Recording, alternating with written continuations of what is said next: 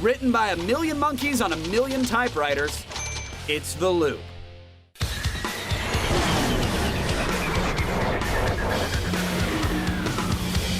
10 points for The Loop. We got monkey B-roll. Yeah. All right, my guest tonight in Los Angeles, TV editor for Variety, and my BFF on Facebook, Michael Schneider, is here. A pleasure as always. And also joining us from our sister network in Los Angeles, executive news editor at E, Ken Baker, is here. Couldn't you say brother instead of sister? Well, I know you guys refer to us as the sister, so I figured we wear the pants today. Okay, and, fine. And you look great in a frilly skirt. Who's the bitch in that relationship? That's what I want to know. I am to Seacrest, sadly. So whatever it takes, as long as I keep getting paychecks. All right, so today, the writers of, actually last night, I guess, the writers voted to end the 100-day-long WGA strike with a resounding 92.5% of votes deciding that the walkout should end immediately. So this was huge. It happened. But, Michael, both the Writers Guild and the Producers Union are saying that they got what they were fighting for. So how does that work exactly? Well, you know, in the end, yeah, everyone's sort of satisfied, but no one's really happy. Ultimately, the studios would have loved the writers to just quit their bitching and go back to work, where the writers would have loved the studios to actually grow a soul and maybe some heart as well.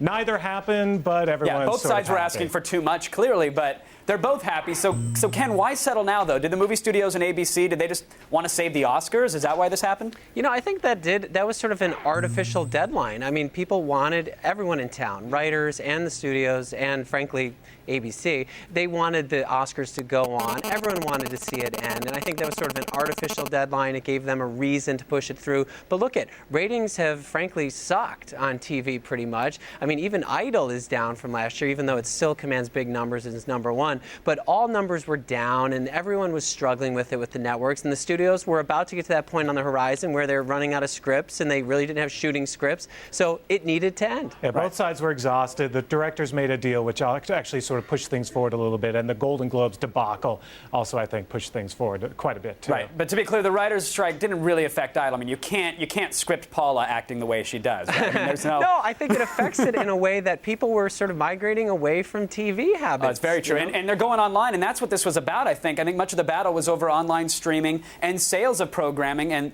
yes, an agreement was reached, but not everybody seems happy here. So, Michael, what do you think? Is this new agreement is this going to set the standard for online streaming? You know, it's a start. You know, this deal is up again in 3 years, and we'll see sort of where the industry is at that point, and whether or not people actually are watching more of their TV online. But at least it started something. It opened the door for the writers. Right. So to that degree, the writers did get what they wanted, which was actually some recognition that, yes, people are watching TV on the internet, and yes, they ought to be paid for it. But wait, did all the writers get what they wanted, Ken? Because I heard that under this agreement, the late-night writers get nothing when it comes to online residuals. It's only for the primetime shows. No, look, even though 92.5% of the writers voted to end the strike and accept the deal, they're not all happy. They were basically worn out, just like Mike said. And yeah, that is true. Like, there are some writers out there that aren't happy about it. So there's 8% of writers right now that are under the treads of a Greyhound bus because the rest of them just chucked them under right now? Pretty much. I think that the late-night writers, they were able to get back to work, some of them, but in the end, they did not get the fair deal that they truly wanted. All right, now, Michael, what about, we talk about this is about online presence, it's about streaming. During the strike, we saw all the writers take to the internet to get their message out there. Do you think that actually helped bring the strike to a close earlier? Did it help their cause, or did the average person just not even take notice? Well, it didn't hurt their cause. I mean, a lot of people are doing more. Funny or Die, for example, is a real sort of force of nature now. And I think that's not going to go away just because they signed a deal. I think people are still looking at ways to start distributing more of their product online and own more of their product, which is something that, everyone wants to do is own ultimately the fruits of their labor. So that's not going to change. And yeah, so that had an impact, definitely. We know the trees weren't bearing fruit for a little while here because just about every scripted show on TV ran out of new episodes months ago. So, Ken, what does this mean for the future of our favorite shows? Like, I mean, we're looking at Lost or The Office or even Heroes. Are they coming back? What's happening?